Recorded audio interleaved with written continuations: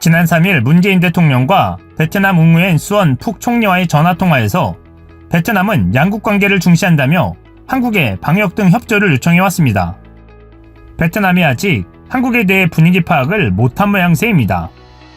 베트남 최대 투자국이자 제2위 교역국인 한국에 대해 베트남이 그동안 해온 조치들에 대해 한국인들이 어떻게 느끼는지 잘 모르는 것 같습니다. 한국도 베트남에 많은 투자를 하고 그동안 좋은 협력 관계가 있었기 때문에 그동안 많이 자제해왔었습니다.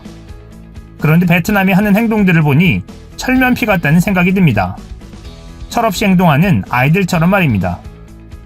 이는 물론 베트남 일베 같은 터무니없는 글들에 분노하는 것은 아닙니다. 한국이 그동안 베트남에 투자와 관광 등으로 먹여 살려왔다 해도 과언이 아닐 정도인데 위기 상황이 닥치니 자기들이 살겠다고 가장 중요한 교육국을 내팽개치는 모습이 참 가관입니다. 베트남이 현 상황 발생 초기에 적극적으로 나서서 한국발 입국자를 과도하다 싶을 정도로 제한하는 것은 뭐 이해할 수 있다고 치겠습니다. 그들의 열악한 방역 수준이 감당할 수 없다는 것을 알고 있고 초기 한국을 입국 제한 조치한 국가들은 많았었으니까요. 그런데 한국을 최대 교육국으로 중요하게 생각한다면 그 과정에 예의를 다해야 하는데 베트남은 한국에 미안한 마음이 1도 느껴지지 않을 정도로 차갑게 돌변했습니다. 사전 연락 없이 우리 항공기의 착륙을 불허하는 것은 물론이고 돌연 회항을 초래할 정도였으니까요. 지난 2월 24일 베트남 항공으로 대구에서 다낭에 도착한 한국인들은 영문도 모른 채 14일간 격리되었는데 의심 증상자가 없었지만 대구에서 왔다는 게 이유였습니다. 그리고 29일엔 베트남에서 15일간 체류할 수 있는 무사증 제도를 임시 중단시키기에 이르러 강경화 외교부 장관이 판빙 베트남 부총리 겸 외교장관에게 전화를 걸어 강한 유감을 표명했지만 아무런 조치도 없었습니다. 이뿐 아니라 베트남에 큰 공장을 두고 긴급하게 신제품 출시를 앞두었던 한국의 대표기업 삼성과 LG 엔지니어들의 베트남 파견을 막기도 했습니다. 문 대통령이 직접 나서 베트남의 사례를 염두에 두고 건강이 확인된 기업인은 예외로 허용하자라고 세계 각국에 제안하기도 할 정도였습니다. 삼성의 대규모 투자로 인한 한국 베트남 경제관계가 밀접한 상황에서 기업인들이 교류하지 못하게 된다면 양국 경제통상 활동이 셧다운될 우려가 컸기 때문이었습니다. 결국 정부와 삼성이 적극 베트남을 설득한 끝에야 한국 엔지니어들의 예외를 인정받을 수 있었습니다.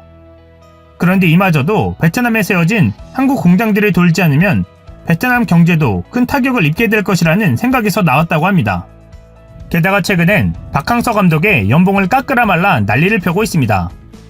현지 온라인 매체 베트남넷은 2일 박항서 감독의 연봉 삭감 왜 할 수 없지라는 제목의 기사를 올렸습니다. 이 매체는 사설 성격인 이 기사에서 박 감독이 지난 2년간 베트남 축구를 이끌며 훌륭한 성과를 거둔 것 외에도 적지 않은 돈으로 자선활동에 참가하고 많은 사람으로부터 존경을 받았다고 시작했습니다. 또 박 감독이 최근 베트남 조국 전선을 통해 현 상황 방역기금 5,000달러를 기부해 많은 사람의 존경을 받았다고 전했습니다. 그러나 현재 국내외 스포츠 상황을 고려할 때 박 감독이 제2의 고향이자 돈과 명예를 가져다 준 곳에 어려움이 끝날 때까지 연봉 삭감 등으로 더 많은 책임을 질 필요가 있다라고 주장한 것입니다. 이어 현재 박 감독의 일이 많지 않다면서 전국의 각 축구 클럽과 선수들이 고통을 분담하기 위해 연봉 삭감을 준비하는데 박 감독이 가만히 있는 것은 이상하다라고 지적했습니다. 특히 일본 축구 대표팀 감독 출신인 니시노 아키라 태국 축구 대표팀 감독은 고통 분담을 위해 현 상황의 연봉 50%를 삭감하자는 태국 축구협회의 요구를 받아들였다고도 강조했습니다. 니시노 감독은 특별한 업적을 세우지도 않았는데 박항서 감독의 연봉과 비슷한 것으로 알려져 있습니다. 사실상 박 감독이 베트남에서 이룬 성과에 비해 턱없이 연봉이 적다는 말입니다. 그럼에도 베트남을 위해 기부하고 자선활동에도 적극적이었던 박 감독에게 돌아온 것은 연봉 삭감하라는 막대먹은 소리일 뿐입니다. 게다가 이 연봉도 베트남 축구협회에서 국민 세금으로 주는 것이 아닌 베트남 민간 대기업에서 주는 것이라고 합니다. 그런데 더욱 소름 돋는 것은 베트남의 언론의 자유는 2019년 기준으로 176위입니다. 북한과 비슷한 수준이라는 것입니다. 다시 말해 베트남 정부가 이러한 목소리에 개입하지 않았다고 볼 수 없다는 것입니다. 이런 상황에 대해 베트남 정부는 한국의 속을 아는지 모르는지 이제 다시 베트남 방역에 지원 좀 해달라고 목소리를 내고 있습니다. 문 대통령은 이날 통화에서 중소기업 인력도 빠른 시일 내 베트남에 입국할 수 있도록 지속적인 관심과 지원을 당부드린다라고 밝혔습니다. 우리도 중소기업 인력 받아주면 생각해 보겠다는 것입니다. 베트남은 이제 철저한 비즈니스 관계로만 생각해야 할 듯합니다. 이상 시온TV였습니다. 코로나19는 도발한다. 미국과 유럽의 서양 우월주의 신화의 의문을 던진다. 글로벌 리더 미국 선진국 유럽이라는 고정관념을 거부한다. 국제 질서를 주도해온 대서양 동맹을 뒤흔든다. 19세기 식민주의, 20세기 1, 2차 세계대전을 거쳐 소련 해체와 냉전 종식, 그리고 미국 독주까지 200년 긴 세월 세계를 호령했던 서양 헤게모니를 위협한다. 비행기 단바이러스에 맥없이 농락당하는 자신들의 실자와 추락에 서구는 당황하고 있다.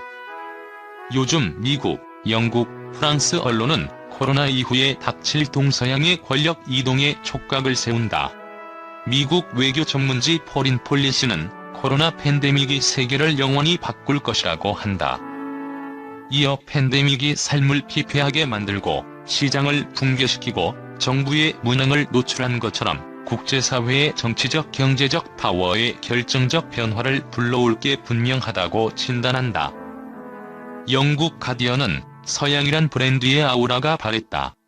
코로나는 서양에서 동양으로 힘과 영향력을 급속히 전환시킬 것이라고 분석한다. 서양의 퇴조를 걱정하는 데는 합리적인 이유가 있다. 첫째, 위대한 미국이 초라해졌다. 보이지 않는 적과의 전쟁에서 트럼프 대통령의 자만과 오판이 완벽한 실패를 자초했다. 세계 최고의 의료 선진국에서 믿기지 않는 일들이 목격됐다. 텅 빈 공포의 뉴욕, 방호복이 없어 비닐을 뒤집어 쓴 의사, 인공호흡기를 나눠 쓰는 환자, 두려움에 울부짖는 의료진과 시민의 참담한 광경은 세계인에게 미국을 다시 보게 했다. 사망자가 24만 명에 이를 수 있다는 암울한 전망의 허망한 죽음의 땅이란 극단적 표현도 등장했다. 투키디데스의 함정으로 유명한 그레이엄 앨리슨, 하버드대 교수는 미국을 세계의 입법자, 경찰, 재판관 노릇을 하는 자비로운 패권국이라고 한 적이 있다. 그런 미국의 리더십은 실종됐다. 코로나 사태에도 나만 살자식 미국 우선주의는 공조와 협력을 기대했던 우방들을 실망시켰다. 통 크게 간다며 2조 2천억 달러를 경기 부양에 쏟겠다고 했지만 제2차 대공황의 우려만 요란해진다. 가디언에선 나르시시즘에 빠진 트럼프, 그가 더는 세계의 지도자가 아니라는 점이 작은 위안이라고 고집었다. 둘째, 명색이 G7 선진국인 독일, 영국, 프랑스, 이탈리아의 허상이 드러났다. 전염병으로 하루에 몇백 명씩 대죽음이 이어지는 나라들이 사회주의적 복지의 모델이었다는 사실에 자신들조차 놀랐다. 요람에서 무덤까지를 자랑하던 영국, 유럽의 경제 기관차로 불리는 독일, 삶의 기쁨을 누린다는 프랑스, 달콤한 인생을 노래하는 이탈리아, 15세기 대항해 시대를 열었던 스페인은 과거의 영광에 그저 머물러 있었던 것인가. 하나의 유럽을 꿈꾸는 유럽 공동체 정신마저 사라졌다. 유럽연합 회원국들은 바이러스의 공격이 본격화되자 서로의 국경을 닫고 이웃 나라의 의료품 지원을 막아버렸다. 세계를 지도할 선진국이라고 부르기도 민망하다. 대서양 동맹도 사실상 와해됐다. 유럽에서 코로나가 퍼지자 미국이 제일 먼저 한 방역 조치가 유럽인 막기였다. 셋째, 동양의 재발견이다. 한국, 중국, 싱가포르, 대만이 봉쇄, 사회적 거리두기, 신속한 진단 같은 대응으로 확산의 고삐를 잡은 방역 모델에 서양은 주목했다. 개인보다 사회와 국가를 앞세우는 동양적 가치, 위계와 유대를 중시하는 유교 문화의 장점을 새로 평가했다. 뉴욕타임스 칼럼니스트 토머스 프리드먼은 아시아의 강한 유대 사회와 미국, 이탈리아 같은 느슨한 사회를 비교했다. 그리고 개인 자유보다 규율을 앞세우는 문화가 위기 때 사회 결속을 강화한다고 했다. 동양적 가치가 코로나 이후 뉴노멀이 될 수 있다는 뜻이다. 넷째, 경제적으로 서구에 대한 동양의 종속 시대는 지나갔다. 서양 우월주의의 원천은 압도적인 부와 힘이었다. 서양은 경제력과 무력을 바탕으로 시장 경제, 민주주의 등 서구적 가치와 제도를 동양에 이식하려 했다. 국제통화기금에 따르면 2019년 현재 명목 국내 총생산에서는 달러 기준으로 세계 1위는 미국이지만 2위 중국, 3위 일본, 12위 한국을 합치면 비슷하다. 실제 국민들의 구매력을 평가하는 기준의 GDP로는 중국이 미국을 따돌렸다. 세상이 변해가고 있다. 세계의 공장 중국이 재채기를 하면 지구촌이 독감을 앓는다. 서양 우월주의는 종언을 구할까? 서양의 학자, 관료, 언론은 코로나 재앙을 스페인 독감, 1, 2차 세계대전, 대공황, 금융위기 등 세계적 대격변에 비견하며 자성과 각성을 촉구한다. 그저 변해는 통치와 지배의 기득권을 내주지 않으려는 강자의 본능과 절박함도 깔려있다. 우리가 방역 모범국이라고 우쭐대는 동안 중국의 동양과 미국의 서양 사이에 헤게모니 쟁탈을 위한 문명의 충돌이 시작됐다. 이 격동의 시간을 우리는 어떻게 준비해야 하는가? 인류의 안녕과 번영을 위해서 대한민국이 공헌하는 놀라운 이유. 빨리빨리 DNA도 이럴 때 빛을 발한다. 한국의 진단키트 제공 제안에 적절히 대응하지 못했다는 점을 후회한다. 치명적 실수였다. 사과하고 싶다. 코로나19 대처를 위해 의료 장비를 지원해 줄 수 있나? 한국 바이오의 신한류다. 신종 코로나 바이러스 감염증이 팬데믹으로 번지면서 세계 곳곳에서 한국 코로나19 진단키트를 보내달라는 SOS를 보내고 있다.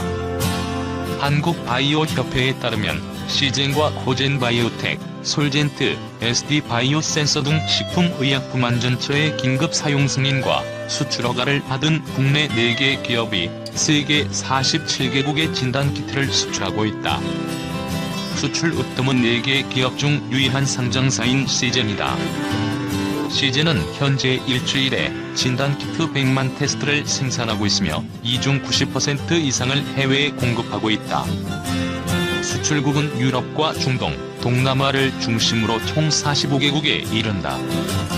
최근 확진자가 급증하고 있는 미국의 경우 지난 16일부터 FDA 승인을 받지도 않은 상태에서 추후 승인을 전제로 시젠의 진단키트를 수입해 이미 사용하고 있는 것으로 밝혀졌다. 코로나19 발병 초기 한국 성지 순례에 참여했던 관광객들을 억류했다 돌려보낸 이스라엘은 자국에서 쓰는 진단키트 수요의 전부를 시젠에 의지하고 있다. 시젠, 코젠 등 한국 중소기업, 세계 진단키트 주도. 시젠 관계자는 해외 곳곳에서 정부 차원에서 요청이 밀려들고 있지만 생산 물량이 따라주지 못해 적자는 국가의 주문을 거부하고 있는 실정이라며 현재 지하 회의실을 개조하고 공간을 새로 임대하는 등의 방법으로 생산시설을 늘리는 작업을 하고 있다고 말했다. 지난달 4일 국내에서 처음으로 긴급 사용 승인을 받은 코젠 바이오텍도 현재 일주일에 25만 명을 진단할 수 있는 키트를 생산하고 있으며 이 중 70%를 해외로 수출하고 있다. 수출국이 다양한 시젠과 달리 코젠은 사우디아라비아 등 중동 국가를 중심으로 30여 개국의 제품을 보내고 있다. 현재 국내에는 이들 기업 외에도 42개사 60여 개 제품이 질병관리본부에 긴급 사용 승인을 신청한 상태다. 선진국이 한국에 진단키트 지원 호소하는 이유. 왜 세계는 미국이나 유럽 등 기존 바이오 과학 선진국이 아닌 한국, 그것도 중소기업의 진단키트에 목을 메고 있을까?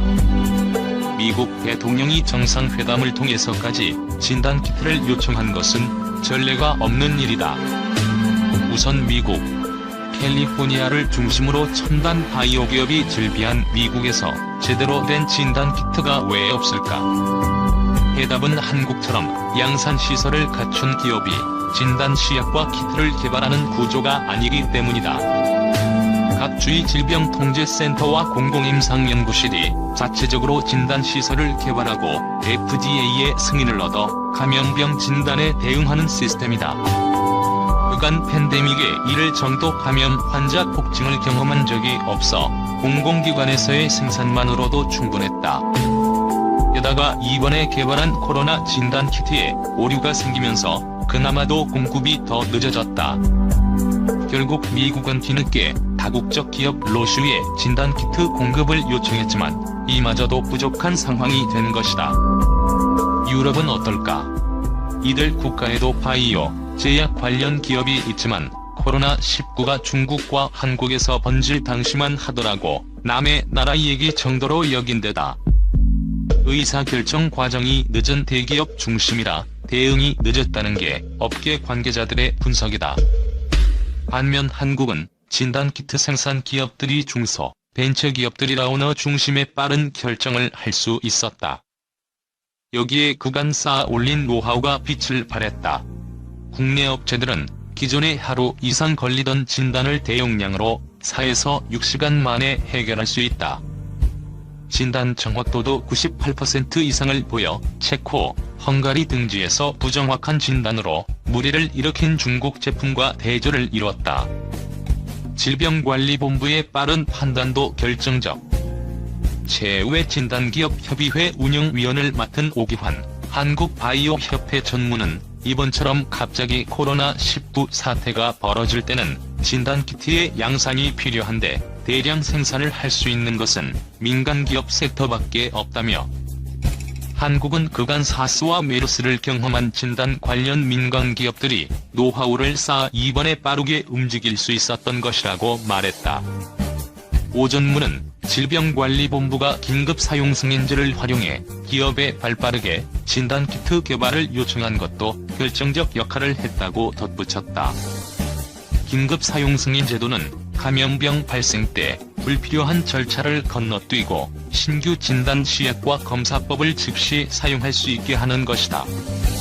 실제로 지난 1월 미국 국립생물공학정보센터에 코로나19 유전자 염기 서열이 공개된 지 14일 만인 1월 26일 설 연휴 중이었음에도 질병관리본부는 한국바이오협회에 진단키트 개발업체들을 모아달라고 요청했다.